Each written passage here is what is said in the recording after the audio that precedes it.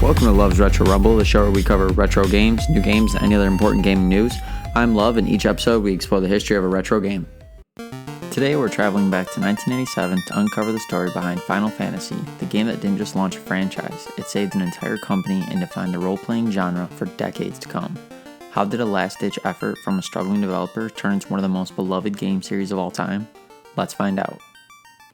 Our story begins in the mid-1980s with a company called Square, a small Japanese game developer that was on the brink of bankruptcy. After struggling with a string of unsuccessful games for the Famicom, the Japanese NES, Square was running out of options. They needed a hit, something that could keep the company afloat.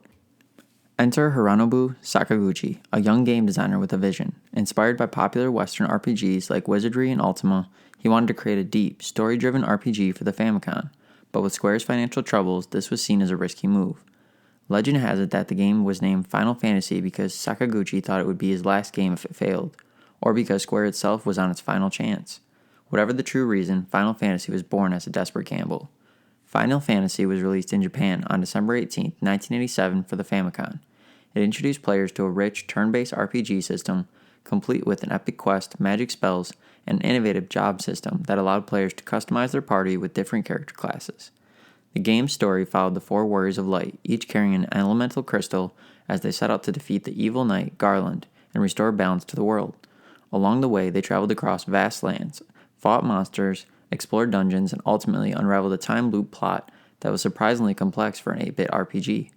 One of the biggest innovations in Final Fantasy was the turn-based combat system, which used a menu-driven interface where players selected commands for each character, like attack, magic, and item. This system became a staple of the series and influenced countless RPGs that followed.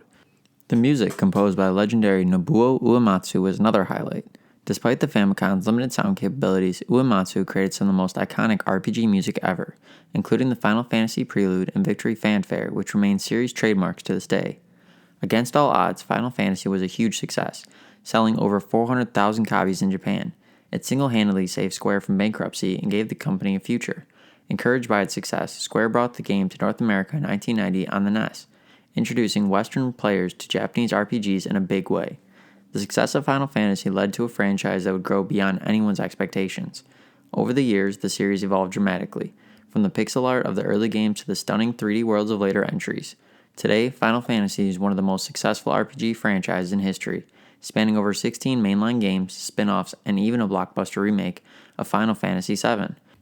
Final Fantasy may have started as a desperate last attempt, but it became something far greater. It revolutionized RPGs, set the foundation for one of the gaming's biggest franchises, and proved that even in your final hour, success can come from an unexpected place. Do you remember the first time you played Final Fantasy? Or is it still in your backlog? Or is it going to be added? That's a wrap for this episode of Love's Retro Rumble. Thanks for tuning in. If you enjoyed the show, be sure to subscribe, leave a review, and share it with your fellow gamers. Got thoughts, memories, or favorite moments from today's topic? Hit us up on our social media.